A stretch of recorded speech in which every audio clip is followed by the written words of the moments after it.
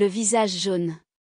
Spectateur, parfois même acteur des drames étranges que je publie aujourd'hui, et dans lesquels se sont révélées les qualités si particulières de mon compagnon et ami, j'ai tout naturellement cherché à m'étendre sur ses succès plutôt que sur ses échecs, cela, moins par souci de sa bonne réputation, puisque c'est dans les circonstances difficiles que son énergie et son don d'assimilation sont les plus remarquables, mais surtout parce que là où il a échoué, il est rare qu'un autre ait pu réussir.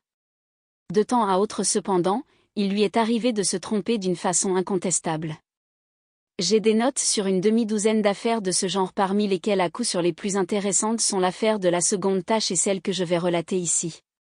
Il n'était pas dans les habitudes de Sherlock Holmes de faire de l'exercice pour le plaisir d'en faire.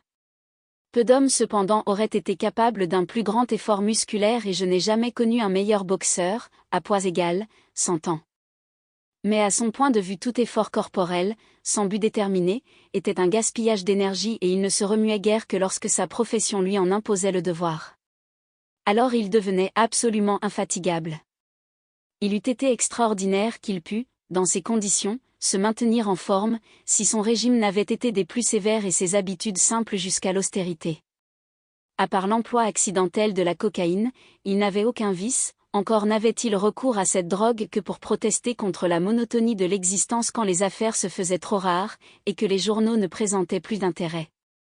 Un jour, au début du printemps, il fit trêve à ses habitudes au point de tenter avec moi une promenade à Hyde Park. Les premiers bourgeons se montraient déjà sur les ormes et ceux des châtaigniers, brillants de gomme, commençaient à se transformer en feuilles dentelées.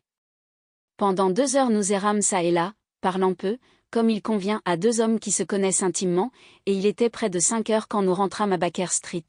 « Pardon, monsieur, dit notre jeune domestique en nous ouvrant la porte, il y a eu un monsieur qui est venu vous demander. » Holmes me jeta un coup d'œil de reproche. « Voilà ce que c'est que d'aller se promener dans la journée, dit-il. Ce gentleman est parti alors, oui, monsieur, ne l'avez-vous pas prié d'entrer? Si, monsieur, il est entré. Combien de temps a-t-il attendu? Une demi-heure, monsieur.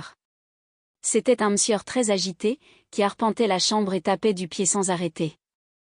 J'étais derrière la porte, monsieur, et j'entendais tout ce qu'il faisait. À la fin il sort dans le corridor et crie, « Cet homme ne va donc jamais revenir ?» Ce sont ses propres paroles, monsieur. Vous n'avez qu'à attendre un tout petit peu plus, que je dis, alors je vais attendre dehors, parce que j'étouffe, qu'il me répond. Je serai bientôt revenu. Là-dessus le voilà qui se lève et s'en va et je n'ai jamais pu l'en empêcher. Bien, bien, vous avez fait votre possible, lui dit Holmes, en entrant dans notre salon. Mais c'est bien ennuyeux, Watson. J'avais joliment besoin d'une petite affaire, celle-ci semble sérieuse à en juger par l'impatience de cet homme. Oh. Ce n'est pas votre pipe qui est là, sur la table ? Alors c'est la sienne sans doute qu'il a laissée par mégarde, une bonne vieille pipe de bruyère avec un long bout de ce qu'on est convenu d'appeler de l'ambre. Je me demande combien il y a dans l'ombre de pipe qui est un vrai bout en ambre ? Quelques personnes s'imaginent que la mouche gravée à l'intérieur est une preuve d'authenticité, or c'est toute une industrie que celle des fausses mouches à graver sur de l'ambre faux. Il faut que notre visiteur ait eu l'esprit bien troublé pour avoir oublié une pipe à laquelle il tient évidemment beaucoup. Comment le savez-vous, dame ? Elle doit avoir coûté 6 shillings et demi et elle a été, vous le voyez, réparée 2 fois, une fois au tuyau et l'autre à l'ambre. Chacune de ces réparations, faite au moyen d'un cercle d'argent, doit avoir coûté plus que l'objet lui-même.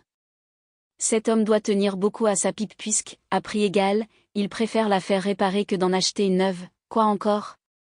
Demandai-je, en voyant Holmes retourner la pipe dans tous les sens pour l'examiner minutieusement. Puis la frappant avec son index osseux et effilé, comme un professeur qui ferait une dissertation sur un os. Les pipes, dit-il, sont parfois extraordinairement intéressantes. Rien n'a plus d'individualité, excepté, peut-être, les montres et les lacets de chaussures. Ici les indications ne sont cependant ni très marquées, ni très importantes. Le propriétaire est certainement un homme vigoureux, il est gaucher, possède d'excellentes dents, a des habitudes de négligence et une fortune qui le dispense de faire des économies.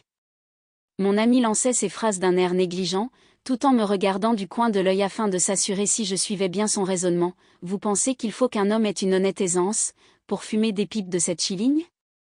Dis-je, ceci est du mélange Grosvenor à 18 sous l'once, répondit-il en faisant tomber du fond de la pipe un peu de tabac dans sa main. Comme il peut se procurer d'excellents tabacs pour une somme moitié moindre, il est bien évident qu'il n'est pas dans la nécessité de faire des économies, c'est bien. Et comment expliquez-vous le reste? Il a l'habitude d'allumer sa pipe à une lampe et à un bec de gaz. Regardez, elle est toute brûlée sur un des côtés et ce n'est sûrement pas le fait d'une allumette. À quoi servirait de mettre une allumette contre le côté de la pipe? Tandis qu'il est certain que vous ne pouvez pas allumer une pipe à une lampe sans brûler le fourneau. C'est le côté droit de la pipe qui est brûlé, d'où je conclus que son possesseur est gaucher. Approchez votre pipe de la lampe, comme vous êtes droitier, c'est le côté gauche que vous exposez à la flamme. Une fois par hasard vous pourrez agir à l'inverse, mais ce ne sera qu'un hasard et non une habitude. La pipe en question a toujours été tenue comme je vous l'ai expliqué. Ensuite se trouve sur l'ambre l'empreinte de ses dents, il faut que notre homme soit énergique, musculeux et doué d'une bonne mâchoire pour être arrivé à ce résultat. Mais si je ne me trompe, je l'entends monter l'escalier, et nous allons avoir autre chose de plus intéressant que sa pipe à étudier. Un instant après, la porte s'ouvrait et livrait passage à un jeune homme de haute taille. Il était correctement, quoique simplement vêtu d'un costume gris foncé et tenait à la main un chapeau mou de feutre brun. À première vue on lui aurait donné 30 ans, en réalité, il avait quelques années de plus. « Excusez-moi, dit-il d'un air embarrassé, j'aurais dû frapper.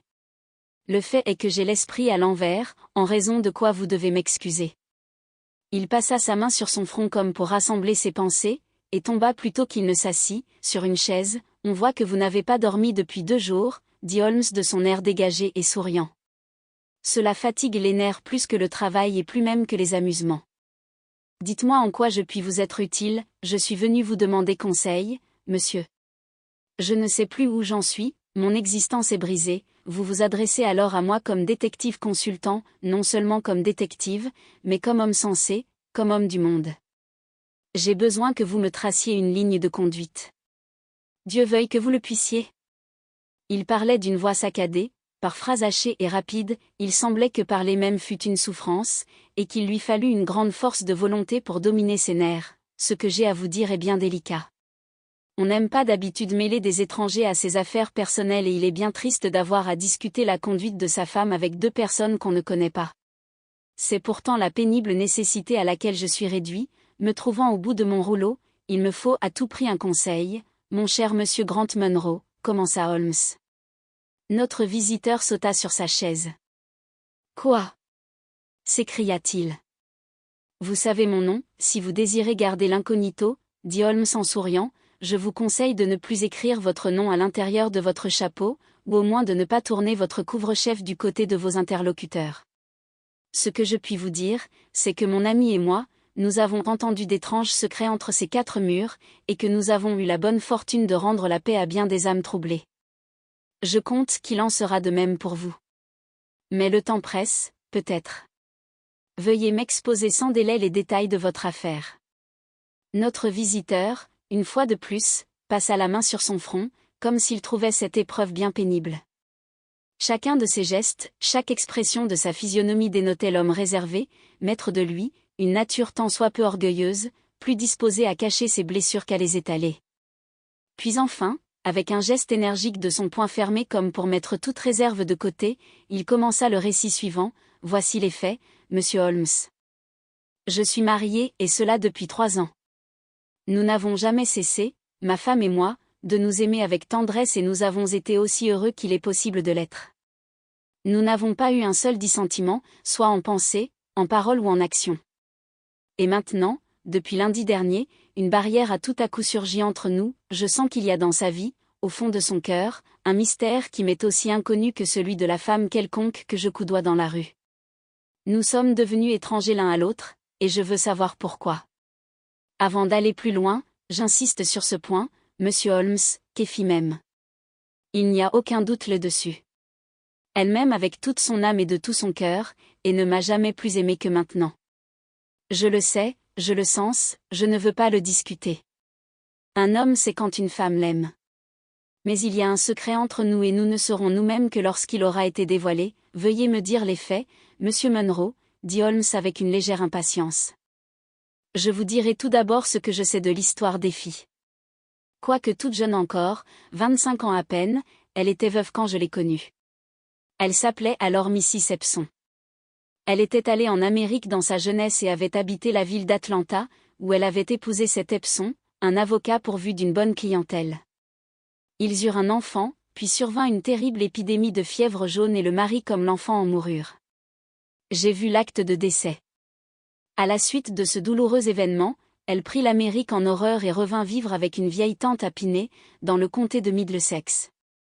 Je dois ajouter que son mari lui avait laissé une certaine fortune, représentant environ 4500 livres qui, avantageusement placés, lui rapportaient une moyenne de 7 pence. Il n'y avait que 6 mois qu'elle était à Piney quand je la connus, nous ne tardâmes pas à être épris l'un de l'autre et nous nous mariâmes quelques semaines plus tard. Je suis négociant en houblon et mon commerce me rapporte de 7 à 800 livres par an. Nous sommes donc dans une bonne situation et nous avons loué à Norbury, moyennant 80 livres par an, une jolie villa. C'est presque la campagne, quoique à proximité de la ville. Au-delà se trouve une auberge et 2 maisons, de l'autre côté du champ qui nous fait face, un seul cottage. À l'exception de ces maisons, on ne rencontre plus une seule habitation jusqu'à environ moitié chemin de la gare. Mes affaires m'appellent en ville à certaines époques, mais en été j'ai plus de loisirs, et c'est alors que notre vie à deux, à la campagne, s'écoule aussi heureuse que possible. Je vous le répète, il n'y avait pas eu le moindre nuage entre nous jusqu'à cette maudite affaire. J'ai encore une chose à ajouter avant de continuer mon récit. Quand nous nous sommes mariés, ma femme me remit entre les mains toute sa fortune, bien malgré moi, je ne trouvais pas cela prudent, étant donné que mes affaires pouvaient péricliter d'un moment à l'autre. Mais elle insista et ce fut fait. Il y a 6 semaines environ elle me dit, « Jacques, en acceptant ma fortune, vous avez stipulé que lorsque j'en aurais besoin, je pourrais vous la réclamer. » « Certainement, dis-je, elle vous appartient, eh bien. Il me faut 100 livres. J'avoue que je fus un peu surpris, m'étant imaginé qu'il s'agissait simplement d'un achat de robe ou d'un objet de toilette quelconque, et pourquoi faire, mon Dieu ? Oh, dit-elle d'un ton négligent, vous m'avez promis d'être mon banquier tout simplement et les banquiers, vous le savez, ne font pas de questions. Si vous le désirez sérieusement, lui répondis-je, il est bien entendu que vous aurez cet argent. Certainement, je le désire, et vous ne voulez pas me dire l'usage que vous comptez en faire ? Si, un jour peut-être, mais pas maintenant, Jacques. Je dus, bon gré, mal gré, me contenter de cette réponse, quoique ce fût le premier secret qu'il y eut entre nous. Je lui donnai un chèque, et n'y pensai plus. Il se peut que ce fait n'ait aucun rapport avec ce qui arriva ensuite, mais j'ai cru devoir vous le rapporter. Je viens de vous dire qu'il y a un cottage à peu de distance de notre maison. Un champ seul nous en sépare, mais pour y arriver, il faut suivre la route, puis tourner dans un sentier.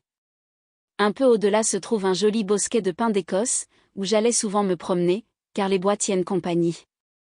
Le cottage, malheureusement, était inhabité depuis 8 mois. C'était une fort jolie maison avec ses 2 étages et son porche ancien couvert de chèvrefeuilles. Je me disais toujours que ce devait être une charmante demeure. Donc, lundi dernier, je me promenais de ce côté, quand je vis sortir du sentier un chariot vide et j'aperçus en même temps tout un déménagement de tapis et de mobilier sur le gazon à côté du porche. Je me dis qu'évidemment le cottage avait été loué, et je passai devant la maison comme un flâneur, me demandant quels gens nous allions avoir comme voisins. Je m'aperçus tout à coup que quelqu'un m'observait d'une des fenêtres du premier étage. Je ne sais pas ce que ce visage avait de particulier, monsieur Holmes, mais il me passa un frisson dans le dos. J'étais trop loin pour pouvoir distinguer les traits, je me rendis seulement compte que leur aspect n'était ni humain, ni naturel. Ce fut là ma première impression. Je m'approchai rapidement pour mieux voir la personne qui me guettait. Elle disparut à l'instant même et si brusquement qu'elle sembla se noyer dans l'obscurité. Je restai là 5 minutes, pensant que l'incident était clos et cherchant toutefois à analyser mes impressions. Je ne pourrais dire si c'était un visage d'homme ou de femme. Ce qui m'avait impressionné surtout c'était la couleur, un jaune livide, un regard terne, d'une fixité effrayante. J'en étais si troublé que je voulus tâcher d'en savoir plus long sur les nouveaux habitants du cottage. Je m'approchai et frappai à la porte. Une femme vint ouvrir, elle était maigre et avait un visage dur peu engageant. « Qu'est-ce que vous voulez ? » me demanda-t-elle avec un accent du Nord. « Je suis votre voisin de là-bas, fis-je en montrant ma maison. Je vois que vous venez d'emménager et j'ai pensé que si je pouvais vous être utile. Ben, nous vous le dirons, quand nous aurons besoin de vous, répondit-elle en me fermant la porte au nez. Assez déçu par cette réception brutale, je rentrai chez moi, et toute la soirée je fus malgré moi hanté par le souvenir de cette apparition à la fenêtre et de cette femme hargneuse. Je me décidai à ne rien dire de ce que j'avais vu à ma femme, car elle s'effraie pour la moindre des choses, et je n'avais nulle envie de lui communiquer ma pénible impression. Je lui dis cependant, au moment de m'endormir, que le cottage était habité, ce à quoi elle ne fit aucune réponse. J'ai d'ordinaire le sommeil extrêmement dur, depuis mon enfance on m'a plaisanté là-dessus en répétant que rien n'était capable de me réveiller au milieu de la nuit. Cependant cette nuit-là, sans doute à la suite de cette petite aventure, je ne pus m'endormir profondément. Dans un demi-sommeil, je me rendais compte qu'il se passait quelque chose dans la chambre et me réveillant peu à peu, je m'aperçus que ma femme s'était levée, habillée et mettait même un manteau et un chapeau. J'entr'ouvrais les lèvres pour lui adresser langoureusement une parole de surprise, ou de remontrance pour ses apprêts intempestifs, quand soudain mes yeux à demi ouverts s'arrêtèrent sur son visage éclairé par la bougie, et je devins muet de stupéfaction. Jamais je n'avais vu chez elle une telle expression, sa pâleur était mortelle, sa respiration haletante, et, tout en attachant son manteau, elle regardait furtivement vers le lit pour s'assurer qu'elle ne m'avait pas dérangé.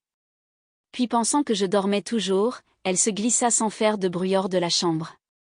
Un instant après, j'entendis un grincement qui ne pouvait provenir que des gonds de la porte d'entrée. Je m'assis sur mon lit et en frappai le montant pour m'assurer que j'étais bien éveillé. Je tirai ma montre de sous l'oreiller, il était 3 heures.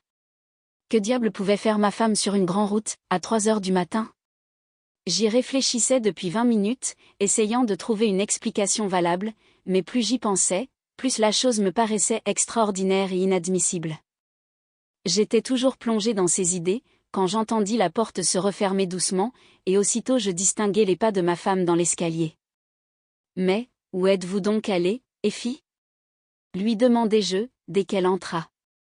Elle fit un mouvement brusque et laissa échapper un cri étouffé, ce cri et ce mouvement m'inquiétèrent plus que tout le reste parce qu'ils indiquaient nettement sa culpabilité.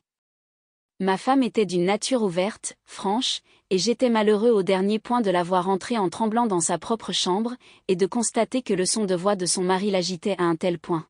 « Vous êtes éveillé, Jacques ?» s'écria-t-elle avec un rire nerveux. « Voyons, je croyais que rien au monde ne pouvait secouer votre sommeil, où avez-vous été ?» lui demandai-je froidement. « Je comprends que vous soyez surpris, » dit-elle, et ses doigts tremblaient pendant qu'elle détachait son manteau. Je ne me rappelle pas avoir jamais rien fait de semblable. Le fait est que je me suis senti étouffée, et que j'ai éprouvé un besoin irrésistible de respirer l'air frais. Je suis convaincue que je me serais évanouie, si je n'étais pas sortie. Je suis restée quelques minutes devant la porte et maintenant je suis tout à fait remise. Pendant ce récit, elle ne me regarda pas une seule fois en face et sa voix était toute changée. Il était évident qu'elle ne disait pas la vérité. Je ne répondis rien, mais je me tournai contre le mur, désespéré, agité de 1000 soupçons et de doutes terribles.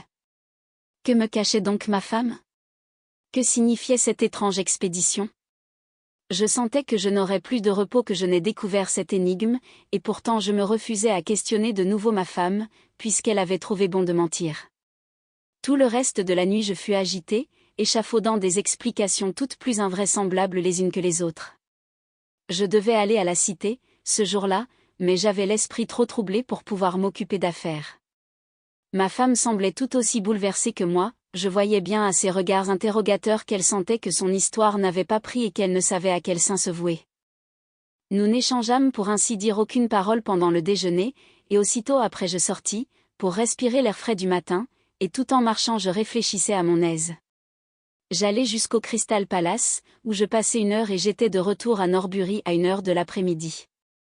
Le cottage se trouvait sur mon chemin et je m'y arrêtai un instant pour voir si je n'apercevais pas encore la figure si étrange que j'avais vue la veille. Tandis que j'étais là, imaginez quelle ne fut pas ma surprise, Monsieur Holmes, en voyant tout à coup la porte s'ouvrir et ma femme sortir de la maison. Je restai muet d'étonnement, mais mon émotion n'était rien à côté de celle que je constatai chez ma femme, lorsque nos yeux se rencontrèrent. Elle sembla un instant avoir envie de rentrer dans la maison, puis voyant combien il aurait été inutile de se cacher, elle s'avança vers moi, la pâleur de son visage, ses yeux effarés contrastaient étrangement avec le sourire de ses lèvres. « Oh Jacques !» dit-elle, « je viens de voir si je pouvais être de quelque utilité à nos nouveaux voisins. » Pourquoi me regardez-vous comme cela? Vous n'êtes pas fâché contre moi, j'espère. Ainsi, c'est là que vous êtes allé cette nuit, qu'est-ce que vous voulez dire? S'écria-t-elle. C'est là que vous êtes allé, j'en suis sûre. Qui sont ces gens pour que vous leur rendiez visite à pareille heure? Je ne suis encore jamais venue ici. Comment pouvez-vous dire un pareil mensonge? M'écriai-je. Votre voix elle-même en est altérée. Vous ai-je jamais rien caché? Je vais pénétrer dans cette maison et tirer la chose au clair. Non, mon Jacques, pour l'amour de Dieu, dit-elle d'une voix étouffée par l'émotion. Et comme je m'approchais de la porte, elle me saisit par la manche et me retint de toutes ses forces. Je vous en supplie, ne faites pas cela, Jacques. Je jure que je vous dirai tout un jour, mais il arrivera sûrement un malheur si vous entrez là. J'avais beau chercher à me dégager, elle s'accrochait à moi avec l'énergie du désespoir. Ayez confiance en moi, Jacques? S'écria-t-elle. Ayez confiance pour cette fois. Vous ne le regretterez jamais. Vous savez que je n'aurai jamais de secret pour vous, si ce n'était par égard pour vous. En cet instant nos deux existences sont en jeu. Si vous revenez avec moi chez vous tout ira bien, mais si vous entrez de force dans ce cottage, tout est fini. Il y avait dans sa voix un tel désespoir, une telle supplication que je m'arrêtai irrésolu devant la porte. J'aurai confiance en vous à une condition, à une seule, lui dis-je, c'est que ce mystère cesse à partir de ce moment. Vous avez le droit de garder votre secret, mais j'exige de vous la promesse de ne plus faire de visites nocturnes dans cette maison, de ne plus agir en dehors de moi. Je veux bien oublier ce qui s'est passé, si vous prenez l'engagement de ne plus jamais recommencer. J'étais sûre que vous auriez confiance en moi, s'écria-t-elle. Il en sera fait selon votre volonté. Allons-nous-en, je vous en prie, rentrons vite. En parlant, elle m'entraînait par la manche. Tout en marchant je me retournai et j'aperçus distinctement à la fenêtre du premier étage ce visage jaune et livide dont les yeux suivaient de loin nos mouvements. Quel lien pouvait-il y avoir entre cette créature et ma femme, et comment connaissait-elle cette servante commune et grotesque que j'avais vue la veille? C'était une étrange énigme et j'avais pourtant la conviction que je n'aurais pas de repos tant qu'elle ne serait pas éclaircie. Les 2 jours suivants, je restai à la maison et ma femme sembla observer loyalement nos conventions, car à ma connaissance elle ne bougea pas. Mais le 3e jour, j'acquis la certitude que, malgré sa promesse, elle n'échappait pas à la secrète influence qui l'éloignait de son mari et de son devoir. J'étais allé en ville, et j'étais revenu par le train de 2h40 au lieu de celui de 3h36 que j'avais l'habitude de prendre. En entrant dans la maison, je rencontrai dans le vestibule la femme de chambre, qui avait la figure bouleversée. « Où est votre maîtresse ?» lui demandai-je, je crois qu'elle est sortie pour faire une promenade. J'eus aussitôt des soupçons. Je montai au premier m'assurer que ma femme n'était pas dans la maison. J'eus l'idée de regarder par la fenêtre et j'aperçus la servante qui venait de me parler, courant à travers champs vers le cottage. J'étais fixé. Ma femme était allée chez les voisins et avait recommandé qu'on vînt la chercher, si je rentrais. Tremblant de colère, je me précipitai dehors, déterminé à en finir une fois pour toutes. Je vis ma femme et la femme de chambre revenant en toute hâte par le sentier, mais je ne m'arrêtai pas à leur parler. C'est dans le cottage que gisait le secret qui menaçait mon repos et je m'étais juré que, quoi qu'il pût m'arriver, je le découvrirais. Je ne frappai même pas à la porte, je tournai le bouton et j'entrai. Tout était calme et tranquille au rez-de-chaussée, dans la cuisine une bouillotte chantait sur le feu, et un gros chat noir dormait roulé dans un panier. Mais il n'y avait aucune trace de la femme que j'avais eue. J'entrai dans la chambre voisine, elle était aussi déserte. Alors je me précipitai en haut et là aussi je trouvai 2 pièces vides et désertes. Il n'y avait pas une âme dans toute la maison. Les meubles et les gravures accrochées au mur étaient des plus communs et vulgaires, excepté dans la chambre à la fenêtre de laquelle j'avais vu l'étrange visage. Celle-ci était confortable, élégante même, et tous mes soupçons se transformèrent en rage lorsque j'aperçus sur la cheminée une photographie en pied de ma femme que j'avais fait faire 3 mois auparavant. Je restai assez longtemps pour m'assurer que la maison était absolument déserte. Enfin je sortis avec un gros poids sur le cœur. Ma femme vint au-devant de moi dans le vestibule quand je rentrai, mais j'étais trop meurtrie et trop en colère pour pouvoir parler, faisant un détour pour l'éviter, j'entrai directement dans mon bureau. Elle m'y suivit, avant que je n'eusse le temps de fermer la porte. « Je suis fâchée d'avoir manqué à ma promesse, Jacques, dit-elle, mais si vous saviez tout, je suis sûr que vous me pardonneriez, dites-moi tout, alors. Je ne peux pas, Jacques, je ne peux pas. S'écria-t-elle, jusqu'à ce que vous me disiez qui demeure dans ce cottage et à qui vous avez donné cette photographie, il ne peut plus y avoir rien de commun entre nous, lui dis-je, et je sortis brusquement de la maison. Ceci se passait hier, monsieur Holmes, je ne l'ai pas revu depuis, et je ne sais rien de plus sur cette étrange aventure. C'est le premier nuage qui ait jamais existé entre nous, et cela m'a bouleversé au point de ne savoir que faire. Tout d'un coup, ce matin, l'idée m'est venue que vous étiez précisément l'homme capable de me conseiller, je suis accouru chez vous et je me remets entièrement entre vos mains. S'il y a quelques points obscurs, questionnez-moi. Mais surtout dites-moi vite ce que vous me conseillez, car je ne puis supporter plus longtemps cette situation atroce.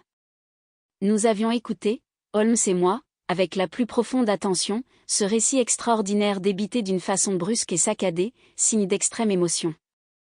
Mon compagnon resta quelque temps silencieux, plongé dans ses réflexions, le menton appuyé sur sa main. « Dites-moi, demanda-t-il enfin, pourriez-vous jurer que c'est le visage d'un homme que vous avez vu à la fenêtre ? Chaque fois que je l'ai vu, c'était à une certaine distance, de sorte qu'il m'est impossible de rien affirmer. Vous semblez cependant en avoir reçu une impression désagréable, il me paraissait être d'une couleur peu naturelle et ses traits semblaient avoir une étrange fixité. Quand je m'approchai de la fenêtre, il disparut brusquement. Combien y a-t-il de temps que votre femme vous a demandé 100 livres ? Près de 2 mois. Avez-vous jamais vu la photographie de son premier mari ? Non, il y a eu un incendie à Atlanta, peu de temps après sa mort, et tous les papiers ont été détruits. Cependant elle avait un acte de décès. Vous avez dit que vous l'aviez vue. Oui, elle en a eu un duplicata après l'incendie. Avez-vous jamais rencontré quelqu'un qui l'ait connue en Amérique ? Non. A-t-elle jamais parlé d'y retourner ? Non. Reçoit-elle des lettres de là-bas ? Pas à ma connaissance. Merci. J'ai besoin de réfléchir un peu maintenant. Si le cottage est définitivement abandonné, nous aurons de la peine à résoudre le problème, mais si, comme je le crois probable, les habitants, prévenus de votre arrivée, étaient sortis avant votre venue, ils doivent être rentrés chez eux à l'heure qu'il est, et nous trouverons facilement la clé du mystère. Je vous conseille donc de retourner à Norbury et d'examiner les fenêtres du cottage. Si vous constatez qu'il est habité, n'essayez pas d'y pénétrer, mais envoyez-nous un télégramme à mon ami et à moi. Nous serons chez vous en moins d'1 heure et nous aurons vite fait de résoudre le problème, et s'il est toujours désert, dans ce cas, j'irai demain causer avec vous. Au revoir et surtout ne vous désespérez pas jusqu'à ce que vous ayez des raisons sérieuses de le faire. Vilaine affaire, Watson, me dit mon compagnon après avoir reconduit M. Grant Munro. Que pensez-vous ? Je pense que cela sent mauvais, oui. C'est du chantage, ou je me trompe fort, et qui est le maître chanteur ? Oh. Sans doute la créature qui vit dans la seule confortable pièce de la maison et qui a la photographie de la dame sur la cheminée. Ma parole, cette face livide à la fenêtre me fascine et je ne voudrais pas avoir manqué cette affaire. Pour tout l'or du monde, vous avez déjà une piste, oui, provisoirement. Mais je serais bien étonné que ce ne fût pas la vraie. Le premier mari de cette femme est dans le cottage. Qu'est-ce qui vous le fait croire ? Comment expliquer autrement la terreur qu'elle a de voir le second y entrer ? Les faits, tels qu'ils m'apparaissent, sont les suivants. Elle se marie en Amérique, son mari est un homme vicieux ou contracte peut-être quelque hideuse maladie, il devient lépreux, idiot, que sais-je ? La femme se sauve un beau jour, revient en Angleterre, change de nom et se refait une existence. Elle était mariée depuis 3 ans et se croyait à l'abri, ayant montré à son mari l'acte de décès d'un homme quelconque, dont elle avait pris le nom, quand soudain elle est découverte par son premier mari, ou, peut-être, par quelque femme sans scrupules, qui se sera installée près du malade. Ils lui écrivent, la menacent de venir, de la dénoncer. Elle prend 100 livres et tâche d'acheter leur silence. Ils viennent malgré cela et quand le mari annonce par hasard à sa femme que le cottage est habité, elle devine que ce sont eux qui la poursuivent. Elle attend que son mari soit endormi et court chez eux pour tâcher d'obtenir qu'il la laisse en paix. N'ayant pas réussi, elle y retourne, le lendemain matin, et son mari la voit sortir de la maison. Elle lui promet de ne plus y aller, mais 2 jours après, l'espoir de se débarrasser de ses 2 redoutables voisins est plus fort qu'elle, et elle fait une nouvelle tentative, leur apportant la photographie qu'on avait probablement exigée d'elle. Au milieu de leur entretien, la femme de chambre accourt annoncer que monsieur est revenu, ne doutant pas que son mari n'aille droit au cottage, elle fait sortir les habitants par la porte de derrière et ils se cachent dans ce bosquet de sapins, dont il a été fait mention. Ainsi s'explique qu'il ait trouvé la maison vide. Je serais très surpris toutefois qu'elle fût abandonnée pour de bon. Que pensez-vous de mon raisonnement? Ce n'est qu'une conjecture, mais une conjecture qui explique au moins tous les faits. S'il s'en présente de nouveaux qui ne cadrent plus, il sera temps de la modifier. Pour le moment nous n'avons plus rien à faire qu'à attendre des nouvelles de notre amie de Norbury. Nous n'eûmes pas à attendre bien longtemps. Elles arrivèrent au moment où nous venions de prendre le thé. Cottage toujours habité, disait ce télégramme.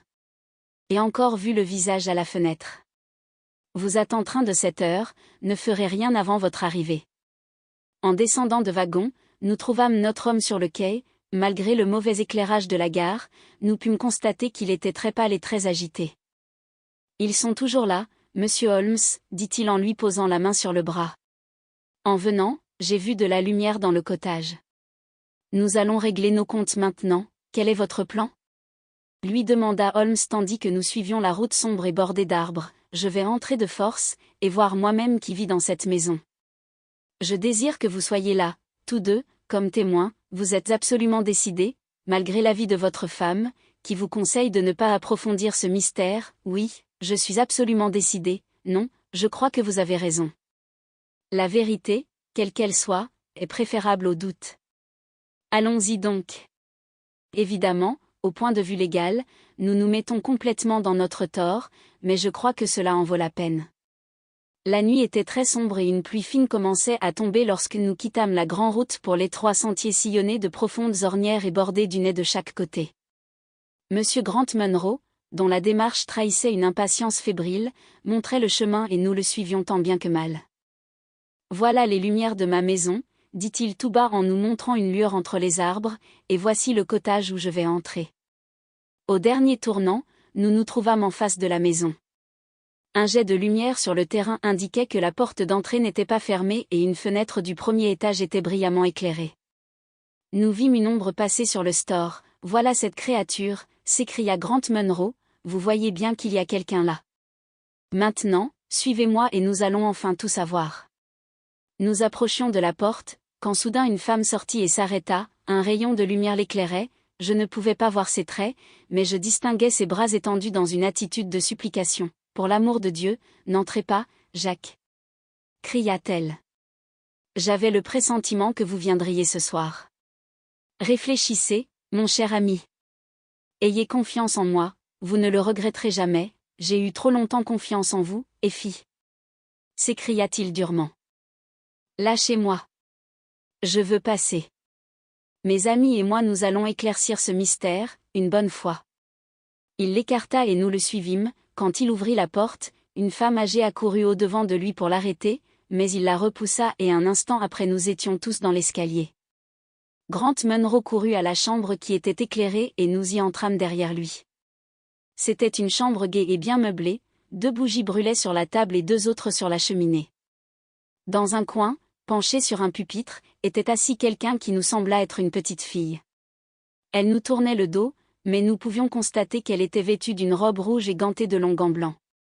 Elle se retourna, aussitôt je poussai un cri de surprise et d'horreur à la vue de ce visage, d'une couleur livide, et de ses traits absolument dépourvus d'expression, mais il ne fallut qu'un instant pour dévoiler le mystère. Holmes, pris d'un fou rire, passa la main derrière la tête de l'enfant. Le masque, car c'en était un, tomba et il ne resta plus devant nous qu'une petite négresse couleur de charbon, qui montrait ses dents blanches en souriant de notre étonnement.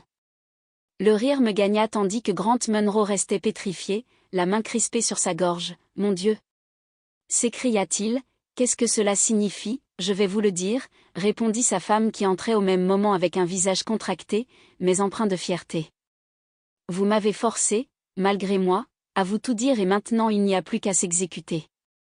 Mon mari est mort à Atlanta, mon enfant a survécu, votre enfant. » Elle tira de son corsage un grand médaillon d'argent. « Vous n'avez jamais vu l'intérieur de ceci, je ne croyais pas que cela s'ouvrît. » Elle pressa un ressort et nous montra le portrait d'un homme, remarquablement beau et intelligent, mais dont les traits indiquaient à n'en pas douter une origine africaine. « C'est John Epson, d'Atlanta, » dit-elle, « je n'ai jamais connu un être au sentiment plus élevé.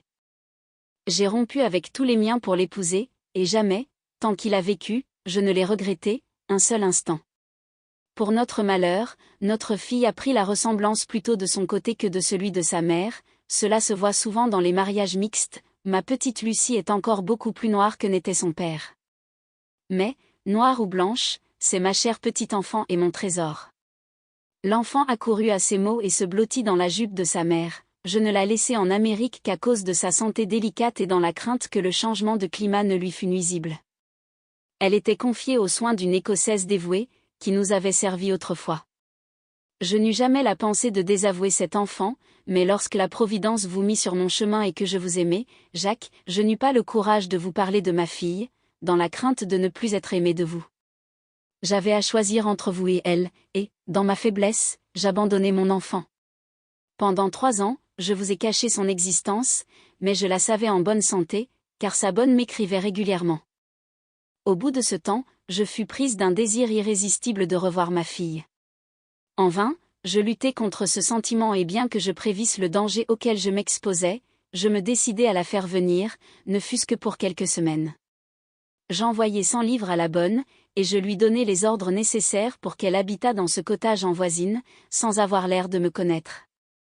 Je poussai la prudence jusqu'à lui recommander de ne pas laisser sortir l'enfant pendant la journée et de lui couvrir la figure et les mains afin d'éviter les bavardages que n'aurait pas manqué de faire naître la présence d'une petite négresse dans le voisinage.